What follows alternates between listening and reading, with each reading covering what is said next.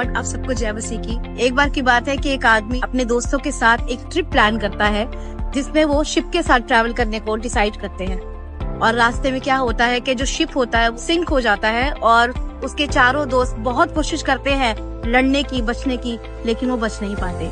लेकिन उनका एक दोस्त किसी तरह एक आइलैंड में पहुंचने के लिए सक्सेसफुल होता है और काफी दिनों तक वो फ्रूट्स और हर्ब्स के द्वारा अपने आप को जिंदा रखता है। हफ्ते बीतते हैं और इसी तरह वो अपने लिए एक शेल्टर भी बना लेता है। और एक दिन क्या होता है, वो देखता है कि उसका जो शेल्टर है, जो उसका घर है, वो उसका जल रहा है। वो समय ऐसा था कि वो परमेश्वर को कोसना शुरू करता है और अपनी सिचुएशंस को लेके वो परमेश्वर को बहुत बुरा भला कहने लगता है कि इससे अच्छा होता मैं मर जाता, तूने क्यों मुझे जिंदा रखा, और मेरे पास एक रहने का घर भी मैंने इतनी मुश्किल से बनाया है, तूने वो भी अलाउ किया कि वो जल जाए। जब वो अपने मन की भड़ास परमेश्वर पर निकाल चुका होता है तो अगले दिन वो देखता है कि एक बहुत बड़ा शिप उसे रेस्क्यू करने के लिए आया होता है। और जब वो कैप्टन से पूछता है कि कैप्टन आपने मुझे कैसे ढूंढा, तो कैप्टन कहते हैं कल हमने रात को जब हम यहाँ से गुजर रहे थे तो हमने एक बहुत बड़ी आग यहाँ पर देखी और हमें लगा कि तुमने सिग्नल देने के लिए ये फायर ब्लो की है, हम तुम्हारे पास पहुँचे। और वो समय होता है कि वो परमेश्वर का धन्यवाद करता है, गिल्ट फील करता है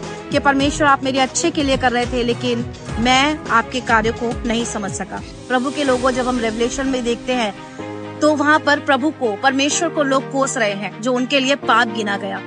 और प्रभु का वचन कहता है पहला पतरस 5:10 में कि थोड़ी देर तक दुख उठाने के बाद परमेश्वर तुम्हें आप ही स्थिर और बलवंत करेगा। परमेश्वर को अपनी सिचुएशंस के लिए कभी भी मत कोसिए, क्योंकि जब आप प्रभु के काम बाद में जाकर देखेंगे अपने जीवन में तो आपको हमेशा रिग्रेट होगा और प्रभु के काम देखकर हमेशा गिल्ट महसूस होगा।